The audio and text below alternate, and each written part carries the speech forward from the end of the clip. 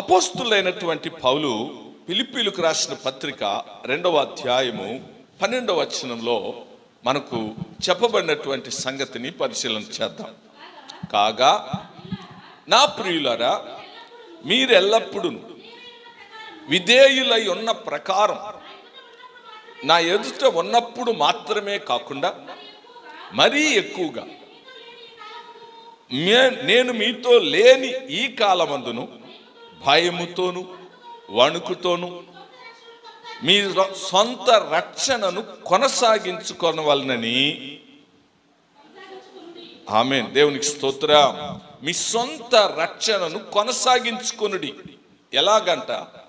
మనకు దేవుడిచ్చిన ఈ రక్షణను కాపాడుకోవాలంటే మనకు ఉండవలసినటువంటి లక్షణం ఏంటంటే భయముతోను, దేవునికి స్తోత్రం, ఇంకా వణుకుతోను. అదేంటండి? దేవుని దగ్గరకు వస్తే భయపడకో అంటాడు కదా.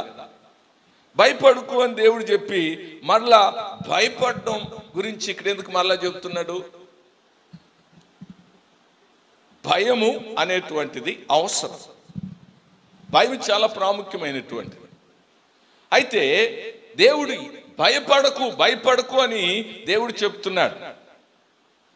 ఎవరికి భయపడకూడదు, ఎవరికి భయపడాలి, ఈ రెండు తేడా.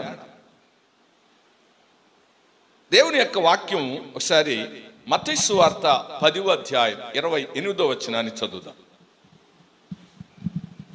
మత్తయి సువార్త 10వ అధ్యాయం 28వ వచనం. మరియు ఆత్మను చంపనేరక దేహమునే చంపువారికి భయపడకుడి, కానీ ఆత్మను దేహమును కూడా నరకములో నశింపచేయువానికి మిక్కిలి మిక్కిలి భయపడుడి. ప్రభు అయిన యేసుక్రీస్తు వారే చెప్తూ ఉన్నారు. నీవు నీ దేహాన్ని చంపు వానికి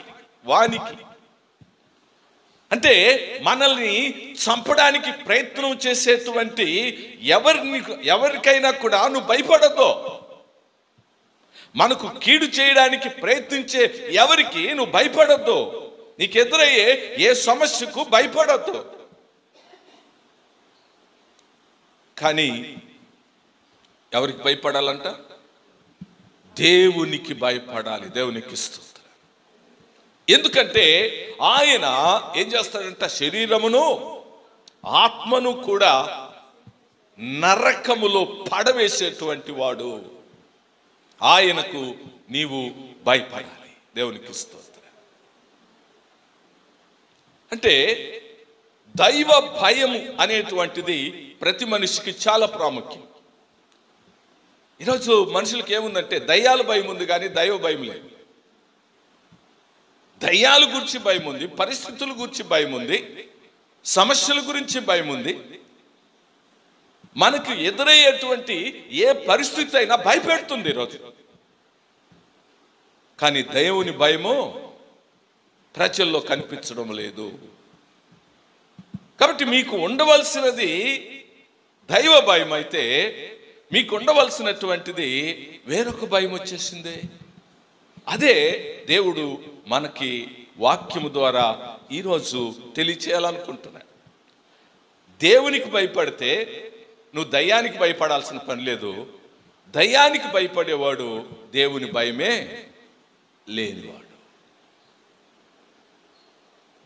ఈ వ్యత్యాసాన్ని మనము తెలుసుకోవడానికి మనము ప్రయత్నం చేయాలి. ఇది గ్రహించవలసినటువంటి ఒక సత్యం ఇది. మనము దైవ భయము కలిగినటువంటి వారుగా ఎలా జీవించాలి? దైవ భయము అంటే ఏమిటి?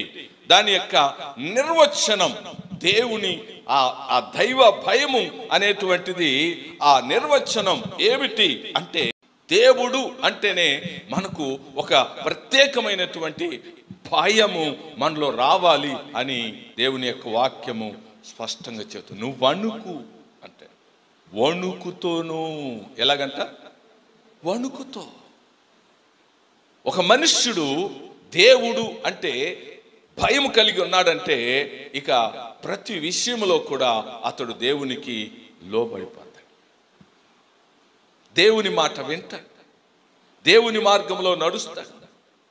ఇది మనకు ఆశీర్వాదకరమైనది. మనము గొప్ప దేవుని మార్గాన్ని గురించి తెలుసుకున్నాం, కానీ ఆ మార్గంలో వచ్చేటువంటి ఆశీర్వాదాలు పొందుకోవాలంటే ఖచ్చితంగా మనలో ఏముండాలి? దైవ భయము ఉండాలి. దైవ భయం ఉండాలి.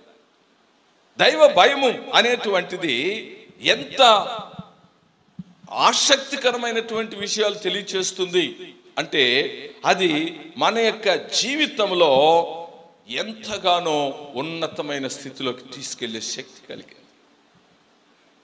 దైవ భయం ఉండేటువంటి వ్యక్తిని దేవుడు ఎప్పుడు కూడా ఆశీర్వదిస్తాడు. దయ్యాలకు భయపడేవాడిని ఉన్నది పోగొట్టుకుంటాడు, ఉన్నదే పోగొట్టుకుంటాడు, మొత్తం పోగొట్టుకుంటాడు. ఇప్పుడు నాకు బాప్తిస్మ ఇచ్చిన పాస్టర్ గారు, ఆయనకి ఎలాగైనా సరే చేతబడి చేసి చంపేయాలని ఒక ఆయన అనుకున్నాడు. ఆయన కోసం ప్రార్థన చేయడానికి నేను వెళ్ళాను, తమిళనాడు సేలం వెళ్ళాను. అసలు చేతబడి ఎలాగా చేశారు దేవుడు ఆయన తెలియజేస్తాడు. ఆయన రోడ్డు మీద వెళ్తా ఉంటే యాక్సిడెంట్ అయిపోయి తల వేరుగా, కాళ్ళు చేతులు వేరుగా, ముక్కలుగా పడిపోయేలాగా చేతబడి. ఎంత భయంకరమైన ప్రణాళిక. ఇప్పుడు ఆ రాత్రంతా చేతబడి చేపించడం, ఉదయాన వస్తాడంట వెతుక్కొని. చచ్చిపోయాడా బతుకున్నాడు? ఈ పాస్టర్ గారికి వాడు వస్తాడని తెలిసే ఈయన కావాలని బయట కూర్చొని పేపర్ చదువుతాడంట. వాడు వచ్చి చూడడం, ఊరి చావలేదే, మరలా వాడు వెళ్ళిపోవడం. వాడి ఆస్తిపాస్తులు అమ్ముకొని, ఇల్లు వాకిలు అమ్ముకొని, మొత్తం పోగొట్టుకొని చివరికి చచ్చిపోయాడు. ఈయనేమో బతికే ఉన్నాడు. దేవునికి స్తోత్రం. దయ్యాలు దైవ భయము కలిగినటువంటి వాడిని ఏమి చెయ్యవు. దేవునికి స్తోత్ర.